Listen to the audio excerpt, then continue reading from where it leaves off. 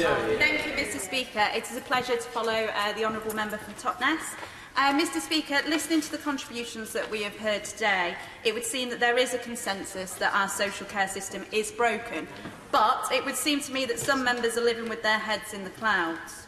To describe our social care system as broken is an understatement. It is a national scandal, and one that we should be ashamed of. I am certain that members present will get the same casework as I do. It's the stuff of nightmares, and it is one of those issues that genuinely keeps me awake at night. Behind all the statistics that we will hear today, there is a heartbreaking human reality.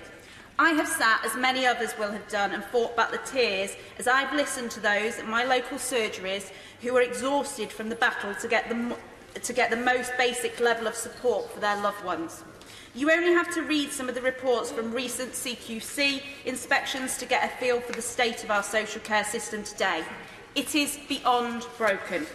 One report following an inspection in Crewe and Nantwich last year found one person with injuries that were unaccounted for and described another as being extremely anxious, afraid that they would be injured, laying in their bed in a fetal position with matted hair and dirty feet.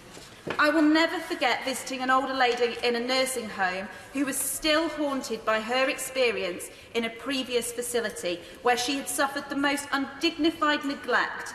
A lady left shocked and confused after decades of working, paying taxes, paying national insurance contributions.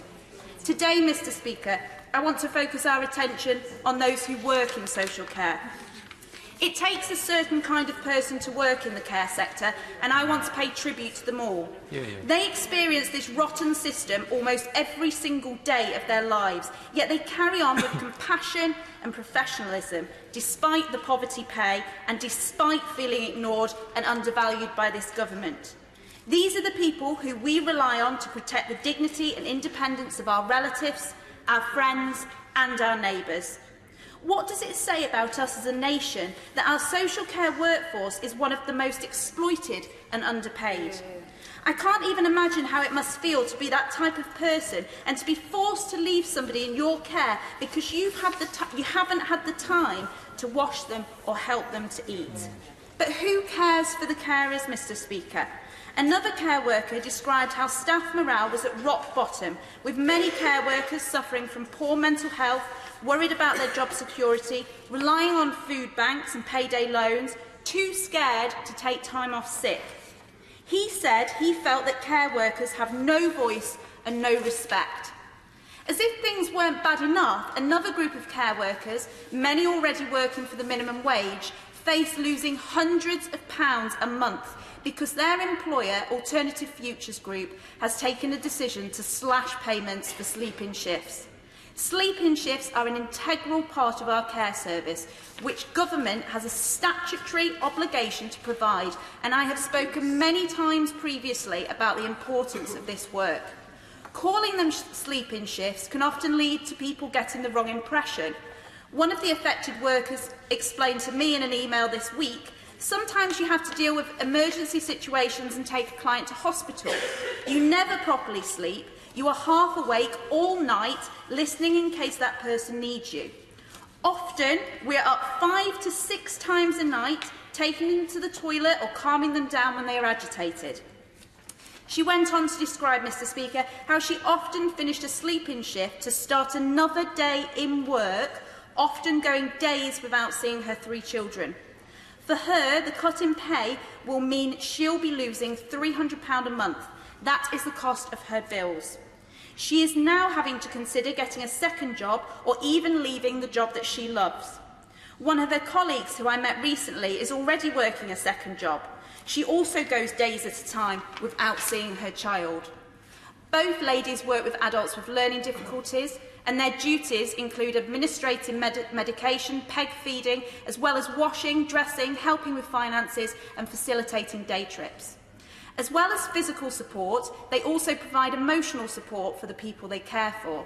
And their passion for the work they do shines through. But this cut to their income has been the final straw, and for the first time ever, these workers have been left with no other option than to take industrial action. I stand in solidarity with these workers, as should every member here today. These workers are in no way to blame for the problems in our social care system. I questioned AFG's decision to cut the rate of pay for sleep-in shifts, given that there has been no reduction in the payment that they in turn receive from Cheshire East Council. Their response was somewhat alarming in that they claim that the funding provided by the Council has never been sufficient to cover the full cost of paying the national living wage rate for sleep-ins. The charity says that its position is that it wants to pay above the national minimum wage for all care hours, but this requires additional funding. I share AFG's concerns about what it describes as the dire situation funding of care is having on hard-working care staff. However, Cheshire East Council assures me that it does not pay providers any less for sleeping support than it does for waking night support, and that it believes care providers should be paying at least the national minimum wage rate. When I recently asked the government what the government is doing to make sure local authorities have enough funding to allow providers to pay sleep-ins at a national living wage rate, the Chief Secretary to the Treasury replied, "We are currently working on this with the Department of Health and Social Care," which to me implies that it is not already the case. So will the government accept responsibility for this dispute and admit that it is not providing adequate funding? If not, then we really do need to explore why this funding isn't reaching the front line. Whatever the case, it is overworked and underpaid care workers that are paying the price, as well as the elderly and vulnerable members of our communities who rely on this vital service. Today, I was hoping that the Minister could address the following. Firstly, could she clarify what advice the Government currently gives to social care providers and commissioning authorities in light of the current legal situation regarding payment for sleep-in shifts? And will she join me in calling on AFG to take up Unison's offer of meeting to continue these negotiations in hope of resolving this ongoing dispute? And secondly, will she commit to looking into the dispute to determine whether AFG does receive sufficient funding to pay its workers at the national living wage rate?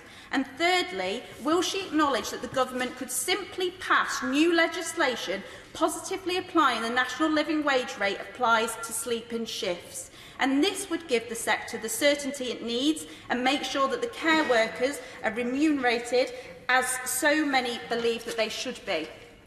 We have been repeatedly promised a social green paper that will focus on a valued workforce as one of its principles. But, Mr Speaker, I have little faith that the social care green paper will ever even appear. It has been delayed for the 5th time after the government first promised to publish it before I was even elected 2 years ago.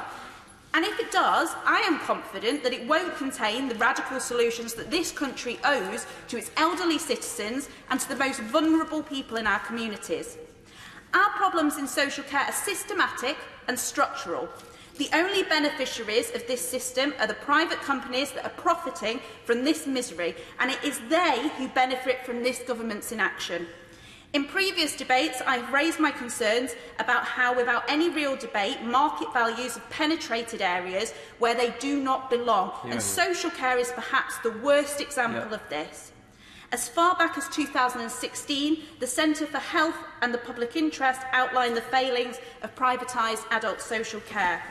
Research commissioned by Independent Age has produced several policy options that serve as a starting point for any political discussion, and it shows just what can be done where there is a will to do so. But we need to address these failings now, with an immediate uplift in funding, whilst we build a sustainable model for the future.